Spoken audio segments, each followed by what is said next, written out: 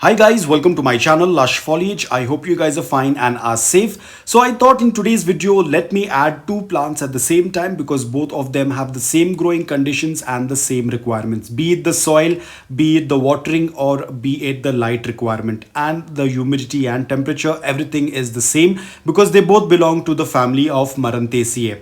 Now, as I've spoken about this earlier as well, this plant can be a little tricky for beginners, so you have to be extremely careful, especially if you are from a very dry environment. Now, the plant on your right hand side is called as Calathea majestic white pink star, and the one on your left is called as Calathea Ornata. Now, recently the name has been changed to Goeppertias, but I prefer to call them as Calatheas. Now guys, talking about the soil requirement, you have to ensure that you need to have a soil mix that tends to be loose, porous, well draining, and has to retain slight amount of moisture. Otherwise, the plant is going to have issues because these plants are native to the Brazilian rainforest. They tend to grow on the forest floor. So you have to ensure you give them the same kind of environment. Now, because in my city, the humidity is little less. So I use a cup like this filled with like 1/4 of water, which can help it give a little bit more of humidity. Now, I just did the watering, hence you can see there's a little bit of water coming out from the drain hole, but ideally the pot should not touch the water in that container, otherwise your plant will get root rot. So you have to be extremely careful because, as I said, they like well draining soil with a slight moisture but not soggy wet soil. Now, ideally this plant tends to go dormant during the winters, but what I noticed is the plant is slightly confused in environment because even during winters it has started to rain a lot. So probably the plant is little bit confused. Otherwise, usually this plant tends to go dormant during the winters. Now, why am I saying this is because I seen a lot of new growth happening on my Calatheas. As you can see over here, I have a new leaf that is slowly going to come up.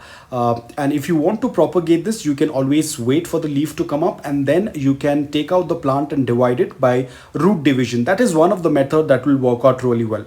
Now, always remember, do not expose this plant to direct sunlight. In fact, most of the varieties of Calatheas, or I would say all the varieties of the plants from the family of Maranthaceae, do not like to be exposed to direct sunlight. Otherwise, the leaves will get burnt, the leaves will get curled. So ensure you keep them in indirect bright light. Now, these two varieties can also do well in minimum light as well, because in nature they do not get a lot of light. And apart from that, I will show you in the later part of the video, the underneath of the leaves are darker in color, due to which they can even tolerate low light conditions as well. But if you want to have a healthy growing plant, then ensure that you keep it in indirect bright light.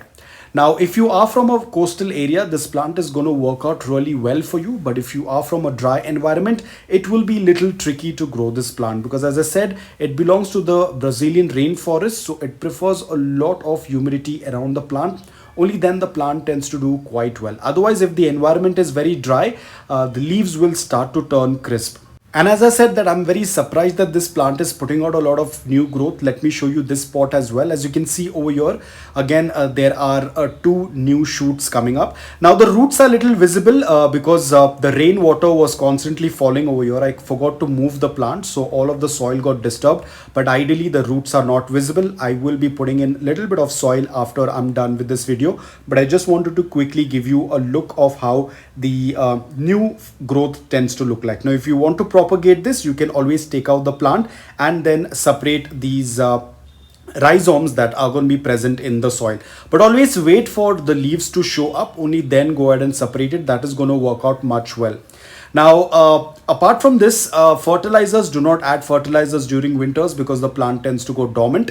So as I said, that I'm going to show you the underneath of the leaves. So as you can see, the underneath of these leaves are darker in color, which means that they can tolerate low light. So if you are going to expose such plants to direct sunlight, they will definitely get burnt. So you have to be extremely careful. Apart from getting burnt, they will also get curled up. So you have to be extremely careful.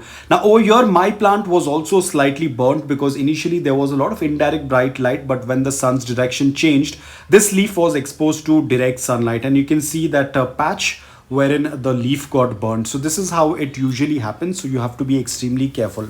Now, generally this plant is not toxic. In fact, all the plants from the Maranthaceae family are not toxic. So you can easily keep this plant anywhere in your garden, or you can even grow it indoor. Now, when you're growing it indoor, ensure that you do not keep it under the air conditioning vent or the heater. That will definitely damage the plant. Now, watering, as I said, they belong to the native. Their native is the Brazilian rainforest. So you have to ensure that you do not let the soil dry out completely. Otherwise, that will damage the plant. Remember, guys, this is not a forgiving plant. If you forget to water this for a very long time, and if the soil tends to dry for a very long time, the plant will immediately start to turn droopy and it will die. It is very difficult to revive a Calathea back again from death. It's very difficult. So ensure that whenever you see 1 inch of the upper layer of soil is dry, go ahead and immediately do a complete watering until the water starts passing through the drain hole. Always be careful. Do not leave this plant underwatered. It is very difficult to revive this plant back once it's completely underwatered and dried up. So guys, that's all about it. I hope that this video was helpful to you. If it was, please hit the like button. If you're new to my channel, please consider subscribing to it. Until then, take care, stay safe and keep planting.